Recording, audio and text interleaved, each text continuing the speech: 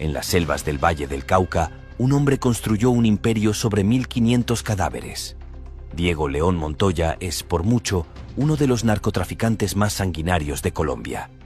Cómo el hijo de un pequeño hacendado se convirtió en el cerebro de una organización que exportó 500 toneladas de cocaína y bañó en sangre el eje cafetero.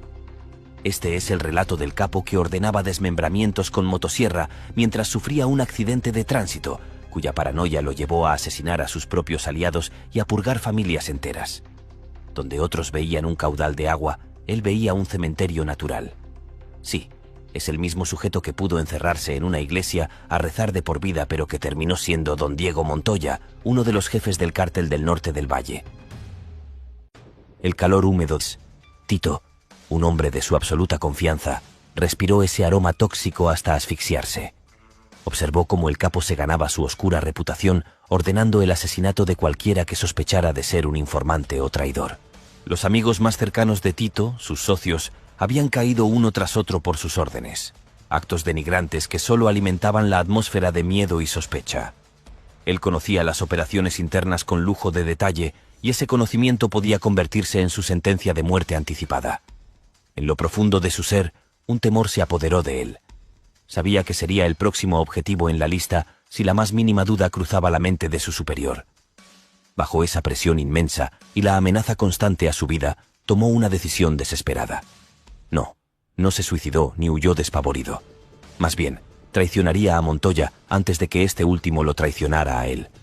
Inició negociaciones con las autoridades estadounidenses ofreciendo lo más valioso que tenía: información. A cambio, esperaba una recompensa sustancial que le garantizara una existencia más tranquila. Su cooperación fue meticulosa y crítica, pues ofreció un mapa preciso del escondite, descripciones minuciosas de la ropa que usaba el capo y detalles cruciales sobre las posibles rutas de escape que podría utilizar durante una operación de captura. Su desconfianza era tan profunda como la de su delatado. Tan preocupado estaba por las filtraciones en la policía local que solicitó específicamente que el aludido cuerpo de seguridad no participara en el allanamiento. Temía que su envolvimiento lo pusiera en peligro de muerte. El día de la captura llegó, y Tito observó desde una distancia segura cómo se desarrollaba la operación militar y de las fuerzas del orden. Era el inicio del fin. No nos adelantemos tanto. Para comprender el desmadre que se venía, mejor ubiquémonos en el principio. El provocador de todo esto se llama Diego León Montoya Sánchez, quien vino al mundo el 11 de enero de 1958 en Trujillo, Valle del Cauca, Colombia. O quizá de 1961. Nadie tiene claro el año exacto de su nacimiento. Fue criado en el seno de una familia que poseía una finca modesta y algo de recursos, pero él estaba más cerca del sudor y el esfuerzo que del lujo y las comodidades. Su infancia y juventud estuvieron marcadas por ciertas dificultades económicas y las presiones típicas del campo colombiano de la época. Se sabe que su padre falleció cuando él tenía 14 años cumplidos y le dejó una herencia. Sin embargo, eso no impidió que grupos armados, especialmente guerrilleros como las FARC, el ELN y el M-19, lo extorsionaran y amenazaran su propiedad familiar, pues se establecieron en la región. Las tierritas eran codiciadas por lo que se podía hacer con ellas. Los alzados controlaban cada vez más territorios rurales importantes, grababan actividades agrícolas y transportes de las poblaciones locales como si fueran un impuesto estatal no oficial. Por si fuera poco, encontraron en el cultivo de coca la gallina de los huevos de oro. Esta última, la materia prima clave para la producción de cocaína, se convirtió en una actividad económica crucial para ellos.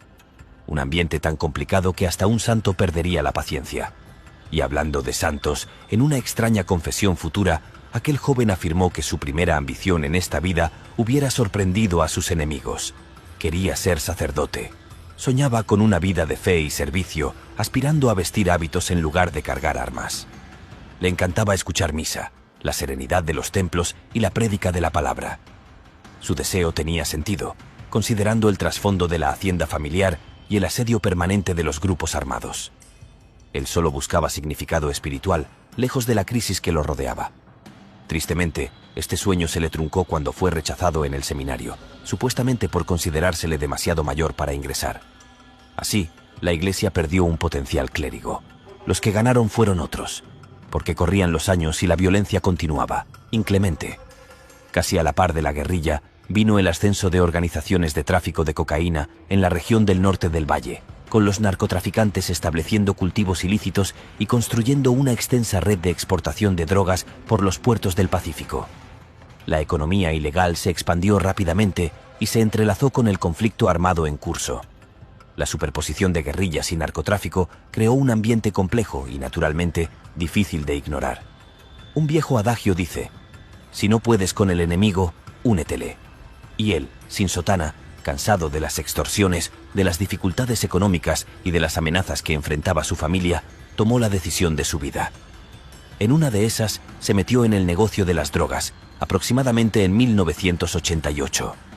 No se sabe a ciencia cierta con cuál de los cárteles inició su trabajo, pero se presume que fue con el de Cali, uno de los más poderosos y violentos de Colombia en ese momento, dirigido por los hermanos Rodríguez Orejuela. Sus primeros encarguitos involucraron trabajos de bajo nivel, que incluían gestionar envíos de cocaína y supervisar arreglos de seguridad. Aprovechó su conocimiento local de la región del Valle del Cauca, así como sus conexiones dentro de las comunidades rurales, para ayudar a facilitar su producción y distribución. Poco a poco, a través de contactos y alianzas que fue forjando y tácticas despiadadas, ascendió rápidamente en los negocios turbios, convirtiéndose paulatinamente en un actor importante en lo relacionado a las drogas. Su influencia se extendió sobre grupos militares, políticos y paramilitares, permitiéndole proteger rutas de drogas e intereses. Sí que había intereses en juego. Dando por cierto que para esta época su lealtad fuera hacia la estructura de Cali, esta se había convertido en una de las entidades más poderosas y sofisticadas de Colombia y del mundo en esta materia, pues controlaba un porcentaje significativo de la mercancía total que llegaba a Estados Unidos, solo detrás de la operación de Medellín, liderada por Pablo Escobar. La DEA estimó en algún momento que algunas células de distribución en Nueva York generaban entre 7 y 12 millones de dólares mensuales solo en efectivo, manejando regularmente miles de libras de moneda estadounidense. El lavado de dinero era otra actividad principal, ya que la formación criminal buscaba blanquear vastas cantidades de ganancias. Bajo este paraguas delictivo y oportunidades tan arriesgadas, Montoya acabaría convertido en uno de los líderes de semejante entramado nacional e internacional, pasando a ser conocido como Don Diego. Así, el que una vez aspiró a dar sermones, terminó dando órdenes que harían persignarse a quienes pudieron ser sus colegas en un universo paralelo. Iniciada la última década del siglo y del milenio, este hombre en infame ascenso conoció a un colega llamado Iván Urdinola Grajales, seguramente en algún laboratorio clandestino o en algún pasadizo improvisado del Valle del Cauca. Conocido también como alias La Iguana, era un narcotraficante prominente que terminó convertido en socio cercano y uno de sus lugartenientes clave. Si antes no era seguro que fuera parte del cártel de Cali, con su asociación fue casi un hecho. Y es que su relación creció a partir de intereses mutuos en consolidar el control sobre las rutas y la producción de drogas. La relación temprana de Montoya con los hermanos Rodríguez Orejuela ya le habían ganado experiencia y conexiones, pero su alianza con Urdinola marcó un paso crucial en la construcción de algo más grande para cuando las cosas se pusieran feas. Y mientras eso ocurría, ambos ejercieron un control brutal sobre la parte norte del departamento del Valle del Cauca, en el suroeste de Colombia, creando ejércitos privados para hacer cumplir su ley y para purgar rivales, incluyendo facciones guerrilleras como el ELN. Hablé con un grupo de cafeteros y con el respaldo mío, de Iván Urdinola, Orlando Henao y Efraín Hernández, montamos un grupo paramilitar, confesó alguna vez, hablando del bloque Calima, que inició con 30 matones y se expandió hasta los 600. Sus operaciones involucraron secuestros, torturas y asesinatos para mantener el dominio y asegurar las rutas del narcotráfico. En realidad, todo aquello formaba parte de un esquema mucho mayor de delincuencia y brutalidad. Justo por aquellos años, los municipios de Trujillo, Río Frío y Bolívar, en el Valle del Cauca, fueron sumidos en una pesadilla sistemática. Una de las peores campañas de terror se desplegó con una precisión aterradora, diseñada para intimidar a la población, desplazar comunidades y arrebatar tierras. El saldo fue aproximadamente 342 muertos, la mayoría hombres entre 26 y 45 años. Campesinos, mototaxistas, tenderos. Eran los pilares de la comunidad, arrancados de cuajo. Orquestando esta maquinaria de horror estaba Don Diego. Y como podrás imaginar, él no actuaba solo. Su alianza era una hidra con múltiples cabezas. Los notorios narcotraficantes Henry Loaiza Ceballos, el Alacrán, y el propio Iván Urdinola Grajales, y de manera crucial, miembros corrompidos del Ejército Nacional, la policía y agencias de inteligencia como el DAS y su unidad F2. Unidos formaron una simbiosis siniestra entre crimen y Estado. La carnicería se ejecutó con una crueldad metódica. Él personalmente patrocinó y financió grupos que operaban desde sus propiedades, como la Hacienda Las Violetas. Las víctimas eran arrancadas de sus hogares y ya en cautiverio, la tortura era un preludio sádico de la muerte. A ver, que usaban sopletes de gasolina para infligir dolor y motosierras para desmembrar. El río Cauca se convirtió en la fosa común líquida donde se arrojaban los cuerpos mutilados para ocultar los crímenes. Tanta fechoría junta le valió otro apodo temporal: el Señor de la Guerra. Era demasiado sanguinario y sádico a la hora de decidir quién vivía y quién no. Él se sentía el amo, ya que su territorio incluía municipios como Zarzal y áreas alrededor del río Cauca, que eran estratégicos para cultivar la famosa planta y transportar el producto refinado a través rutas del Pacífico para la exportación. Entretanto, 1993 marcó un antes y un después para él. No fue por una operación policial. Fue el crujido del choque entre el metal y el hueso en un accidente de tráfico. El impacto fue severo, resultando en múltiples fracturas en varias partes de su cuerpo. Las consecuencias fueron permanentes. Las lesiones le dejaron impedimentos físicos duraderos que le dificultaron caminar. Tuvo que someterse a varias intervenciones quirúrgicas, pero ninguna logró devolverle la movilidad completa. La cojera y la dificultad al andar se convirtieron en rasgos físicos distintivos, una marca visible de la violencia que permeaba su mundo. Algunas voces de la época sugirieron que el choque pudo haber sido causado por enemigos que se había ganado a lo largo de los años, aunque esto permaneció en el ámbito de la especulación. Eso sí, ni el dolor ni las limitaciones físicas lograron detenerlo. Él simplemente se adaptó a su condición. Lejos de disminuir su poder, continuó liderando y expandiendo su imperio de tráfico de drogas con la misma mano férrea con la que había logrado todo lo anterior. Era asimismo la época en la que los grandes cárteles desaparecieron debido a la intensa presión policial, conflictos internos y los esfuerzos estratégicos de las autoridades colombianas y estadounidenses. El de Medellín fue el primero en caer, cuando Escobar fue asesinado por la Policía Nacional de Colombia en diciembre del año del accidente de Montoya. Quedaba en pie el de Cali, que había operado de manera más discreta y con menos violencia abierta. Ascendió a la prominencia gradualmente expandiendo sus operaciones para controlar la mayor parte del tráfico de cocaína después del desmantelamiento de los anteriores, sus enemigos. No se trataba de una organización monolítica, sino una coalición de 5 grupos principales de tráfico liderados por diferentes capos que manejaban sus propias operaciones y que solo cooperaban entre sí en asuntos importantes como producción, transporte, lavado de dinero y distribución. Una fuente principal de conflicto surgió poco después de la muerte de Escobar, cuando varios de sus líderes, especialmente los hermanos Rodríguez Orejuela, pensaron rendirse bajo términos negociados con las autoridades. Estos incluían indulgencia y la protección de los activos del cártel. Una facción se opuso a rendirse y terminar su negocio, temiendo la pérdida del poder y las ganancias generadas. Este grupito consistía en algunos de los traficantes más violentos y ambiciosos, destacándose Don Diego, Iván Urdinola Grajales y Orlando Henao. En todo caso, la negativa a conformarse con lo decidido por liderazgo llevó a una división irreconciliable. Aprovechando el vacío que dejó Medellín y el colapso de Cali, el Cártel del Norte del Valle surgió como una entidad de narcotráfico distinta y poderosa con base en la región norte del Valle del Cauca, alrededor de 1995. Este nuevo entramado fue establecido fundamentalmente por exmiembros y lugartenientes del de Cali, los mismos opositores a la disolución planificada de este último. Henao fue inicialmente visto como el líder, que rápidamente se distinguió por su violencia extrema y el uso de fuerzas paramilitares para proteger y hacer cumplir su control. Diego, bajo ese liderazgo, llevó a cabo acciones significativas que contribuyeron al dominio del grupo y estuvo directamente involucrado en la producción, coordinación y distribución de grandes cantidades de cocaína, estimadas en cientos de toneladas, principalmente dirigidas al mercado norteamericano. Además, durante estos años, él en particular fue parte de una estructura que empleó grupos paramilitares como las Autodefensas Unidas de Colombia para proteger rutas de drogas, instalaciones y miembros. Era lógico. Carlos Castaño Gil, jefe del grupo, tomó los restos del bloque Calima para incorporarlos al suyo. La organización igualmente corrompió a funcionarios gubernamentales, especialmente militares, policías y políticos municipales, para bloquear los esfuerzos de la ley y los procesos de extradición. Fue un esfuerzo, en gran medida, exitoso.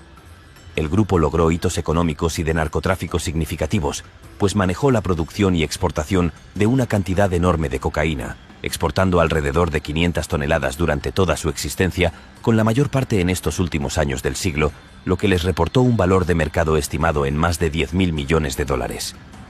Para 1998, el poder y la riqueza de la entidad habían crecido considerablemente a pesar de los conflictos internos y externos. No obstante, el asesinato de su máximo jefe en prisión marcó el comienzo de su fragmentación, pero también subrayó la naturaleza violenta de la estructura criminal y su impacto económico mientras estuvo unificada. Y como dicen, a rey muerto, rey puesto. Alguien debía asumir el mando de todo aquello, y en la práctica, el encargado de eso fue Wilber Varela. No es que fuera del agrado compartido de todos, ni mantuviera unidos a los capos. En realidad, el cártel se fragmentó en facciones competidoras, solo que él era el que más peso parecía tener. Diego León Montoya se quedó dirigiendo una de esas facciones, y el conflicto llegó irremediablemente por las acciones arbitrarias del jefe, si se quiere, de facto. A ver, que el hombre expropiaba sin miramientos las propiedades pertenecientes a sus enemigos recién asesinados y todavía calientes. No consultaba a las facciones asociadas para hacerlo y se quedaba con el botín. Esto lo irritaba demasiado. Además, el asesinato de Miguel Solano, alias Miguelito, un aliado cercano de Varela, intensificó las tensiones. Don Diego respondió con fuerza contra el mandamás por estos movimientos unilaterales, liderando una profunda grieta interna que los sumió en una guerra sin cuartel. De esa forma, los primeros años del milenio no trajeron el rocío para los campos de café, sino una tormenta de plomo entre campos de coca. La hostilidad estalló con una ferocidad que sumió regiones enteras de Colombia en la ley de la jungla. Durante alrededor de 3 o 4 años, el Valle del Cauca y el Eje Cafetero se convirtieron en teatros de operaciones altamente peligrosos e inestables, donde cientos de personas, incluidos inocentes atrapados en el fuego cruzado, perdieron la vida. El conflicto fue una lucha brutal por el control de las lucrativas operaciones de narcotráfico del dividido y aún existente Cártel del Norte del Valle. No fue únicamente una pelea entre dos, digamos, caballeros. Desató enfrentamientos armados entre sus milicias privadas. Por un lado, Varela creó alrededor de 2000 a los Rastrojos, una estructura al estilo paramilitar diseñada para ser el brazo armado de su facción. Pero su ambición creció más allá de ser una guardia pretoriana. Evolucionaron hasta convertirse en un poderoso sindicato amponil transnacional. Su operación principal era el tráfico de cocaína, a la par que su portafolio de actividades se expandió para incluir la extorsión, el secuestro y la minería ilegal de oro. Operaban principalmente en el Valle del Cauca, el Cauca y otras regiones de la costa pacífica colombiana, extendiendo su influencia hasta partes de Venezuela y Ecuador. Del otro lado de la acera, Montoya desplegó a Los Machos. Esta milicia privada tenía una misión clara: proteger la parte de las operaciones que él controlaba durante la feroz guerra contra el otro capo. Estos, en particular, eran conocidos por sus tácticas de ejecución brutales, similares a los que su líder ya había ejecutado en el pasado. El proceso se dio de la forma más esperada. Fue una lucha de poder que se manifestó en asesinatos selectivos, muertes de integrantes de la facción rival y ataques despiadados contra comunidades, sembrando una inseguridad y un miedo generalizados. Y por supuesto, el saldo fue aterrador. Se estima que la cifra de muertos ascendió a más de 1000 individuos e incluyó a miembros de ambos bandos, paramilitares, campesinos y transeúntes inocentes. La cosa se puso tan ruda que Varela tuvo que dejar Colombia recién pudo, así que empacó sus maletas y se fue a Venezuela. Necesitaba con urgencia evadir la captura por parte de las autoridades colombianas e internacionales. Y el país vecino, con su frontera porosa, la presencia relativamente débil de la ley y las oportunidades para continuar sus actividades ilícitas con menos riesgo de arresto inmediato, fueron el boleto de embarque perfecto para él. Igualmente, hay que hablar de 2 consecuencias más. Fracturó aún más la estructura delictiva, creando una inestabilidad profunda en las redes de narcotráfico locales. La violencia se amplificó al enredarse en el conflicto varios grupos armados ilegales y paramilitares, añadiendo capas de complejidad y brutalidad francamente difíciles de narrar. Y a su vez, Tanto desmadre atrajo una mayor atención de las fuerzas de la ley, del ejército, y aumentó el enfoque internacional sobre ellos, lo que llevó a posteriores arrestos de líderes clave. Detallemos un poco más en esto.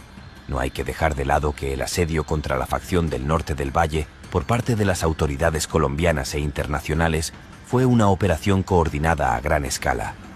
El gobierno colombiano, en colaboración con la DEA y otras agencias internacionales, intensificó los esfuerzos para interrumpir la producción, las rutas de tráfico y las redes financieras de este grupo.